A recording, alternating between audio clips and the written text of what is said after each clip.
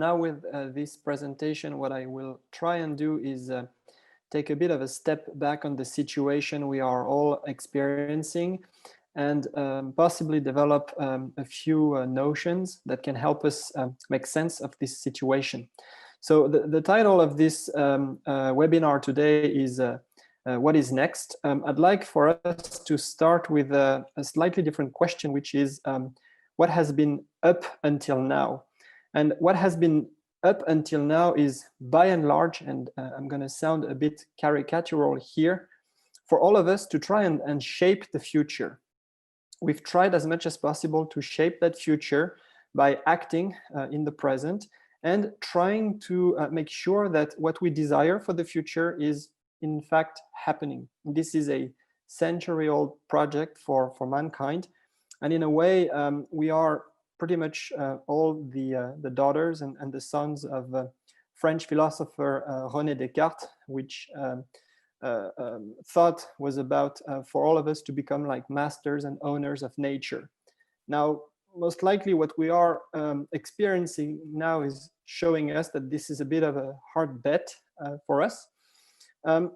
To try and control that future, what has been working quite well up until now and might still work well in the future is innovation. Innovation is really the engine for our economies that help us shape that future so that it fits with the desires we have.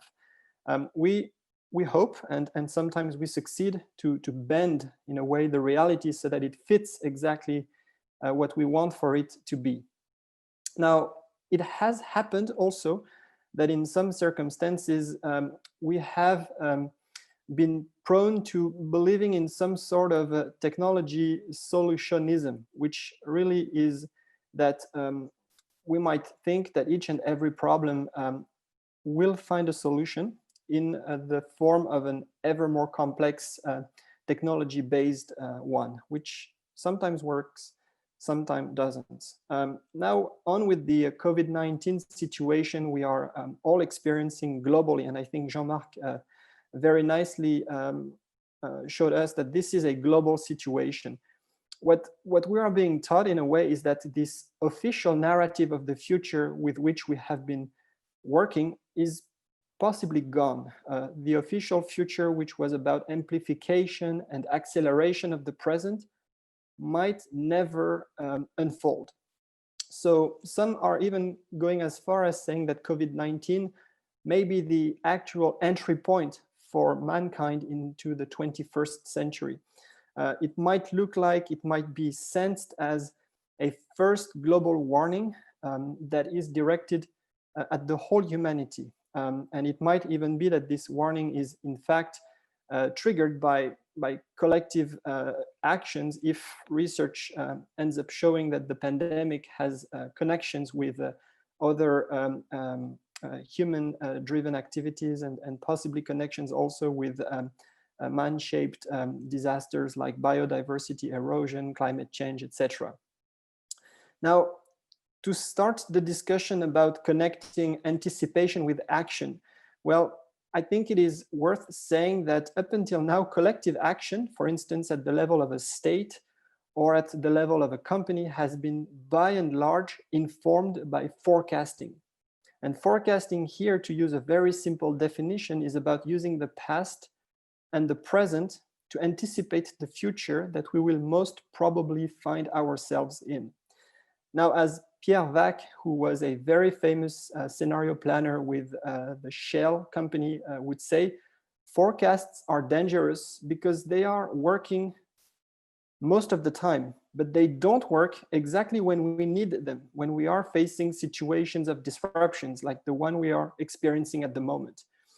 And then what that tells us is that the time might has come for us to start learning how to use the futures in an effort to clarify the present. And clarify the present here means uncovering threats and opportunities that were up until now left unattended, that we did not notice or that we did not want to pay attention to.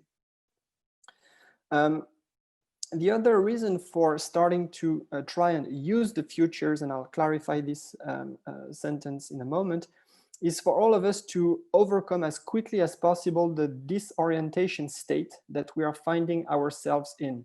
Disorientation here meaning that we find it extremely difficult to both sense and make sense of what is going on around us.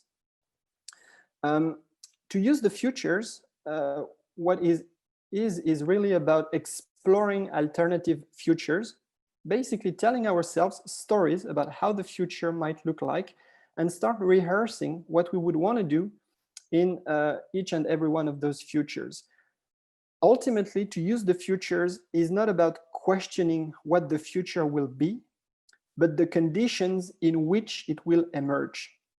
To use the future is beginning to question and to throw the hypothesis out there that we might be experiencing changes in the conditions of change, as Real Miller from UNESCO would say, which really is about recognizing that we might be experiencing a fundamental change in the organizing principles of the world we live in. Some go as far as saying that we might have entered some sort of post-normal times, which was nicely depicted some time ago by two researchers, Funtovitz and Ravitz, who would say that such post-normal times would have to be with a situation where facts become uncertain, values are in dispute, stakes are high, and decisions are urgent. And I guess we are all recognizing ourselves in this saying. So linking finally anticipation with action, what can we do? Well, again, if we look at what theory indicates, there might be three basic stances, strategic stances that we could take in the face of the situation we are living. And I'm going to quote here some of the work by one of my mentors, Professor Rafael Ramirez from the University of Oxford. Strategic stance number one here is about preparation, is about stocking up resources, like for instance, stocking up energy or creating ways to be more independent when it comes to getting a supply of energy for the economy to run perfectly.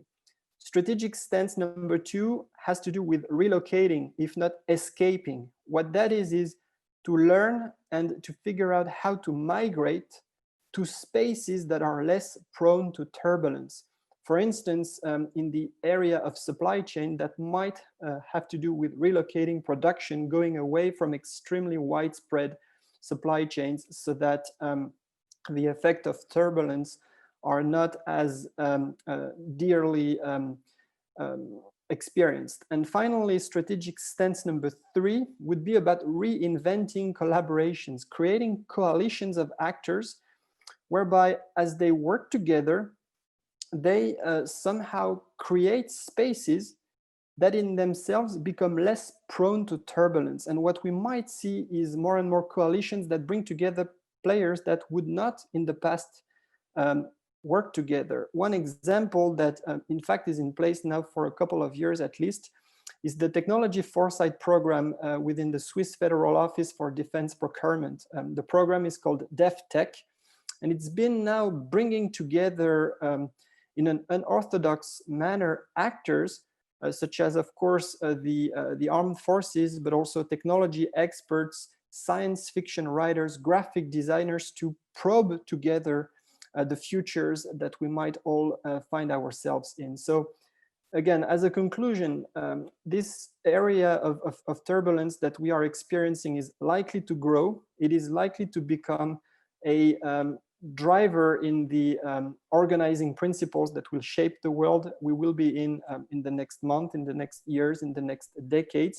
There are answers, there are strategic stances that we can take, and it is probably worth starting to dig and experiment with those strategic stances as quickly as possible. Thank you for listening in.